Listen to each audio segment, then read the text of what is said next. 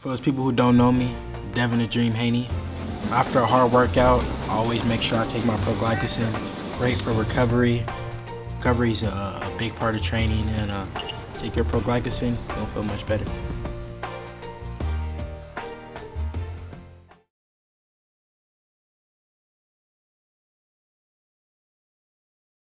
He gonna stop me? I eat head kicks for breakfast and keep walking forward. Did you see my last fight? No problem. I was back training fucking in the gym that week that I came back home. What's he gonna do with his brittle little fucking hands? No chance. How does he compare to your past opponents? Yeah, all I see is leftovers. It's a bit of fucking cold leftovers, not worth reheating. That's all I see. So how do you see this fight ending? I see me stopping him. He doesn't want it no more. You know, in order to be a fighter, in order to really compete in this sport, especially in the sport like bare knuckle, you have to want it. The fire has to burn in here. His fire is long gone. He just got nothing but a fucking gut. So what is your strategy against him? My strategy is just come in there, maul him, grab him by the back of his fucking head, and then shove my fist down his throat. Is this personal or is it business? Or it is personal now. Yeah, you've seen the way he was behaving. I mean, look what this guy is even doing. Did you see him spitting on the mural? You know what he thinks? He insulted Conor, but oh yeah, Conor is really fucking worried about it. But what did he do? He spat on someone's hard work. He spat on someone's passion. You know, just an artist that had nothing to do with the situation. And he did that. An artist in his own hometown of New York. And that's what he did. What do you mean think? There's not about thinking. It's about facts. Look at his record. He couldn't stop the fighting record guys. The guys that were sent there to lose, he couldn't stop them.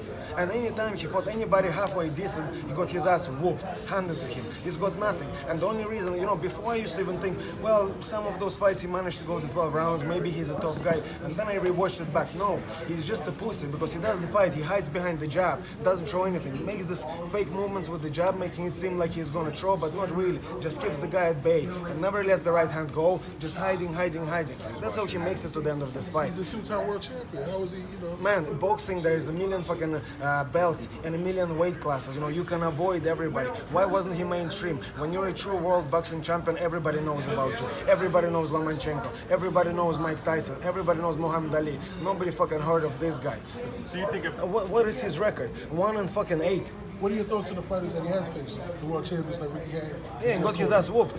He was showing that he didn't belong in there. He's got one win, Zab Jura, I believe. That's his one good win. But at that stage, Zab was finished. You know, he didn't. You know what I mean? He didn't have the love for it anymore. And that's, you can't really count that as a real win as well. So he has no fucking real wins in boxing. So what am I there? How do you manage your emotions going into this fight, or do you just gonna let it go? Man, I just let it go. You've seen how I manage my fucking emotions. I put them in a blender of fucking Russian hammers. How am I meant to be afraid of this guy? He's got this. I actually found out this fucking eyebrows that he's got. That's called HD eyebrows. If you're a fucking man, get yourself HD TV, not fucking HD eyebrows. Well, he probably can't fucking afford the HD TV yet. Is there anything you respect about him? It's very hard to respect this guy, honest to God. Like I said, as a fighter, as a person, as a fighter, you know, as anything. It's just, how do you respect this guy? He's just a scumbag, the lowest of the low. Like, well, look the kind of shit he did. I walked into his hometown in the middle of Brooklyn, do you know what I mean? Alone. I came there, was asked by the president, look, no hands, please. We want to make a good impression on the commission. We're a new sport, you know, trying to break it onto the big leagues. So, you know, we need to showcase ourselves as professional athletes, and that's what I tried to do. And this guy shows up there with 20 guys, he's a brave guy, little fucking torch, and then runs off. What is that? If you told me now there's a guy that I really hate and he's standing there and I could sneak up on him, give him a slap and run, I wouldn't want to do it. That gives me no pleasure, that gives me no satisfaction. I want to meet a man fair and square in the fucking ring and put him away. That's what true warriors do, that's what true men do, you know. What he does, that's just sleazy little fucking low life kind of type of behavior that he does. It's well known that you guys have bad blood. You know, usually after the fight ends, there's always respect after the fight. They hug it out. Is that going to be the case with you guys? Whatever happens, can you guys hug it out? You know, just speaking even from experience, look at some of his past fights. Even when he got his ass whooped, he still didn't stop talking shit. This guy, his fucking motorboat mouth doesn't stop talking shit. He just needs to fucking talk crap non-stop over and over and over. So I honestly don't really see it. You know, normally when I fight somebody and they earn my respect in there, like Jason did, for example, you know, I always shake their hand, I always show respect. But with this guy, I really don't know. So you have no respect for him. Is there any way that are you going to train But what do you differently mean for you him? have no respect for him? You shouldn't have any respect for him either. Why? Because there's no reason to respect him. Do you respect somebody that spits on someone's hard work? Do you respect him for that? Well, there you go. So why ask him that question? Nobody respects him because he's good. In order to respect him, he needs to give me something to respect him for. And he has shown fuck all. Do you train differently for the fight, given the fact that you feel? I train to kill, always. Always. Artem, there's always been a lot of, I would say, disagreement between between MMA fans and boxing fans. Do you think that this helps to create a bigger divide between the fans, and do you feel that it should be that way? I'm sure you respect boxers. I'm sure boxers respect you. Do you think that this should become an MMA versus boxing thing? To be honest, I definitely respect the art of boxing. It is a hell of a hard sport to do. But I really don't like the way it's been run lately. With all the spanning of the records, you've got fighters, professional fighters, trying to sell tickets, to make their ends meet, trying to, pay for this fighters that they'll bring in for them to lose. That's not the right way to do it. You know what I mean? Something needs to be done. Something needs to be You changed. think the UFC, if it was run like the UFC, you think it'd be run Would be better? way better, way better. And there's proof to that. People always talk about the pay in boxing. No, the pay is only for the top fighters. If you look at the whole card, even on like Pacquiao's undercards, Mayweather undercards, there are guys getting $1,000 per fight. You will never see that in the UFC. Never. Are you looking to knock him out the first round? I'm just looking to hurt this guy. Honest to God, like I said, I want to grab him by the back of his head and shove my fist down his shoulder. What was your thoughts on Saturday's fight with Wilder was here? That's again another thing bad about boxing. Why aren't the best guys fighting each other? I want to see them fight now when they're in their prime. And so what? If one of them loses, there's no big deal. That means you're operating in a competitive environment. You lose, so what? Do it again. Let's go again. Like Muhammad Ali used to do back in the trilogies there used to be. You win one, then you might lose another one. When you operate in competitive environment, anything can happen. Even if you lose, it doesn't mean that the other guy is much better than you. Look, a good example of this, even let's look into soccer. There was a few weeks back, there was a game, Liverpool-Barcelona. On the first leg, one team beat the other 3-0. You would think a walkover. But then on the second leg, just a couple of weeks later, the other team beat the other 4-0. So what does that show? That neither doesn't belong in there? No, it shows you that when you operate in a competitive environment, anything can happen on the night. June 22nd, you're victorious. Will you give him a rematch? Money talks. Money talks. And he is going to make a lot of money that night. And I'm going to make 2 holes in his face. I'm also going to make a hole in David Feldman's bank account. Have you been talking to Conor at all during this fight? Just because you're fighting for Conor, for yourself, and for Conor. So have you been talking to him at all? Yeah, absolutely. We've talked about it already many times before, even when all that shit was going on with him being there and after the sparring. It's nothing to talk about. He's dog shit. That's it. The only reason he was successful in boxing is because of the way you can avoid everybody in boxing. Whenever he fought real fighters in boxing, he got his ass whooped. Has Conor given you any advice at all? Yeah, certainly. We always, talk. We always discuss fights. This is what we do. This is our life. So of course, there is a lot of fight talk between us always on a daily basis. Hey, just want to ask, when it came to training in MMA and bare knuckle, was there anything different that, when it came to proper training, seeing the fact that your hands are more exposed, was there a different resting period? What was the whole process? Well, my hands are more exposed. That's for my opponents to worry about. I don't give a fuck about covering up these bad boys. I've never used to rub my hands, not in any fights, not when I spar, not when I hit the bag. I don't rub these bad boys ever. And why would you? Look at these platters. They don't look pretty, but they sure do a lot of damage. Yeah, I seen it. It was impressive. But we already knew the guy has incredible power. We knew that. I want to see him do that now with the guys, at the top, with the top guys. That's what we all want to see. So why not do it? Let's fucking do it. Let's go. And I'm sure they themselves want to do it as well. When you're a competitive, boxer, competitive person, you want to compete with the best. You don't want to wonder whether you are the best. You want to find out whether you are the best. And there's only one way to do it.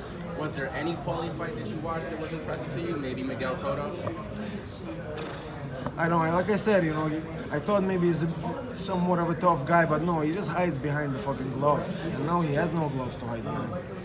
Oh no, he's been known to be a bit durable. I think one of the fights he got his jaw broken. He continued to fight with Cotto and stuff like that. So he's shown that. Okay, good. Well, good. That's good for me. Yeah, I good love for you. to see that. Exactly. I love to see that. I don't want him to just fall over and that's it. It's over. I've been waiting for this for so long. Do you know what I mean? I want it to be a proper demolition job.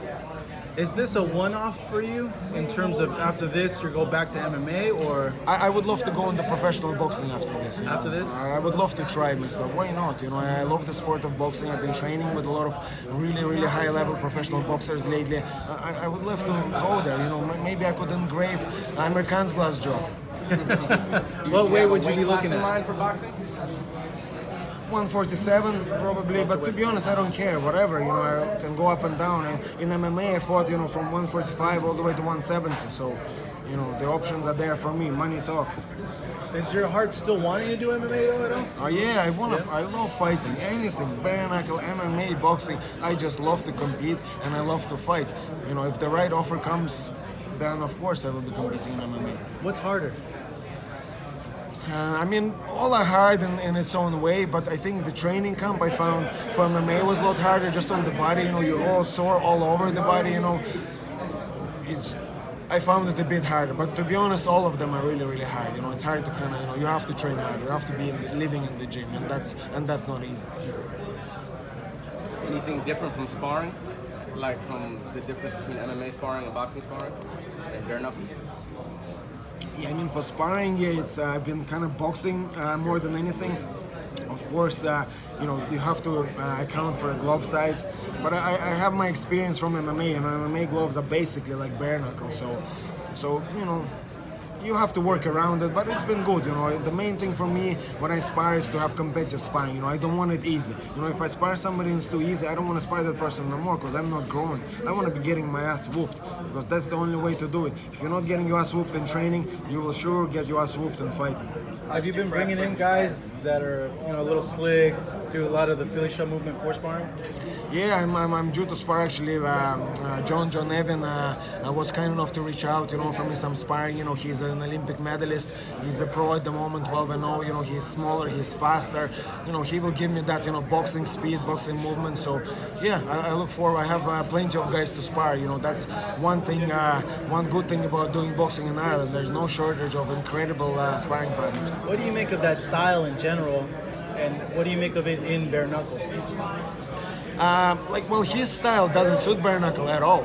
You know, that point kind of style, you know, he never put guys away. You know, his thing was points. And you can't do that, especially when your hands are very fragile. You know, it's hard to hide behind anything. You know, it's hard to run away. Clinch is allowed, so the ref is not just going to split you up. You know, if you go and hug somebody like this, a guy that knows the Thai clinch, a guy that knows a wrestling clinch like I do, you know, he's going to be in trouble. You know, my Thai clinch might be amateurish versus a Thai fighter. My wrestling clinch might be amateurish versus a wrestler, but I am an expert versus this guy who's never wrestled, has never, you know, been in a Thai fight. I'm an expert there, and I'm looking forward to using my advantages. How did you train for this fight? You know, if you want, like I always say, if you want to be a good dancer, you have to dance a lot, and if you want to be a good fighter, you have to fight a lot. So I want to be a good fighter. That's how I train. I fight, and then I fight some more. Were you there when McGregor sparred with Malignaggi? What can you tell us about that session? Malignaggi got his ass whooped, and that's it. Got dropped, his face was red. That's it. I've talked about it a million times. There's very little to say. He offered no offense, didn't land anything. Crap. Malignaggi claims that the video was edited to favor McGregor. So what's your reaction to that? What do you have to say about that? To what, sorry? Malignaggi said that the video was edited to favor McGregor, so he's basically saying... Man, it's gonna be some fucking edit job. Like there was the last version I've seen released was very long. You know what I mean? So even just to go by that, you can see what was happening in there. You can see after the spar, Conor's face didn't lie. There's not a mark on him, and Malignaggi's face was all red. So, you know what I mean? Was that photoshopped? What's he gonna say now? Is there a boxer besides Malignaggi that you would like out there? I know you mentioned Amir Khan briefly. Yeah, I mean, if we're gonna really, you know, keep dreaming, you know, why not, you know, like the Mexicans have always been known as, you know, the toughest boxers, you know, in the sport. They've got that, you know, heart, the mentality. It would be dream come true to face, you know, any one of them. You know what I mean? Of course, I have to make my way into boxing first, break into it and see. But a good maybe a start fight with someone like Ryan Garcia. You know, why not? He's only up and comer. You know, he needs the publicity. He needs, you know, kind of the bigger step, but not quite, you know, there to take on the best of the best just yet. So that could be a good fight. Why not? You know, I'm open for offers. You know, I'm open for any challenge. You know, I'm here to fight. I'm here to prove myself. And there's only one way you can earn a boxer's respect. That's in the ring. So I'm here to do that. What have been some of the nuances you've noticed with bare knuckle compared to the other combat sports? Yeah, obviously, you know, the fact that there's no gloves, you know, so you can't hide. That's the difference with boxing. In terms of MMA, even just not having anything, you know, it's really weird. Your punches, they bounce off the opponent's head rather than stick. You know, if you hit somebody with a glove, the punch just stays there, it kind of sticks. Whereas here, they were like really bouncing. I found that like ricocheting, you know, like bullets almost. I found that a little bit unusual. But yeah, overall, you know, it's certain nuances, but it's easy to adapt. How does it feel though when you hit someone? Great. Yeah. Great. It feels great. The impact though, how is that? Well, for me, it was all good. Like, you know what I mean? When in the fight there, I'm fighting.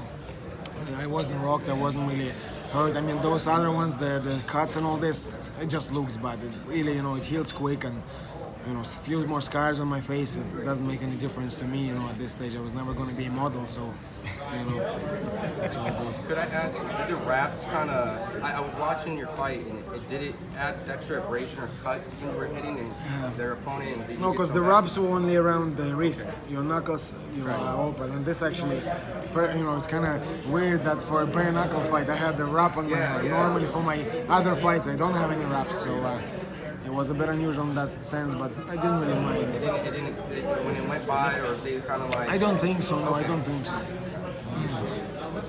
With the... Go ahead. As a friend, as a teammate of Conor McGregor, is there anything you can tell us about his return to the octagon? Yeah, I mean, he's training, he's in great shape, and he will make his return. I have no doubt about that. You know, he needs to reach an agreement with the UFC, from what I understand, and, you know, they need to give him what he deserves, and let's enjoy his great fights. You know, everyone loves his fights for a reason. You know, they're exciting. You don't know what's going to happen. You know, you're holding your breath. You know, it's just, you know, great to watch, and that's what we all want to see. That's what I want to see. That's what everyone else wants to see. So let's see some Conor McGregor fights. Now, of course, in the last UFC event, Dana White had the idea of putting McGregor on the Coleman event only. Now, we all know that he gathers a large audience, so what's your reaction to that they were thinking of putting such a large superstar on the Coleman event? Yeah, I mean, I don't think Conor would mind as long as you give him his worth, give him the shares, and then, you know, he's happy to promote the company and build it even bigger, even beyond the 4.2 billion that he already helped build. So why not? Give him what he deserves, and let's enjoy the show. How's the training different with this? You know, I box more than anything. I just take the boxing approach because at the end of the day, it is bare knuckle, but it's boxing. You know, so that's what I've been doing. You know, of course, you know, your cardio exercises have to be altered a little bit. You know, to facilitate the fact that you're only using your hands. And but yeah, overall, you know, boxing approach. How, you know, you notice sometimes like some MMA fighters will gas in boxing fights, and then vice versa as well. It's a different type of cardio. So how's the adapting to that cardio been like? And explain that difference to me. Yeah, it's not even so much. I know exactly what you're talking about, but it's a lot to do with the MMA fighters not being as comfortable in the boxing versus a boxer who is going to be more comfortable, you know, in there. He knows how to relax more, he knows when to take a rest better. Because I'm sure if you were to test those guys on something outside of boxing in terms of just their cardio, it might be very, very similar. But then when you put them in a boxing scenario, then of course the guy that's more efficient, that is more relaxed in there, is going to look like he's got better cardio. So that's the secret to answering that question. You just have to get comfortable in there. And how do you get comfortable? By doing it. I want to ask on the recovery process. After, you know, if you're exposing your hands, you're more likely to get damaged. What do you do afterwards in the process to heal them quickly? Because it seemed like you just fought not too long ago and your hands look completely healed in a sense. What did you guys do? I just healed quick, Wolverine style. Wolverine style.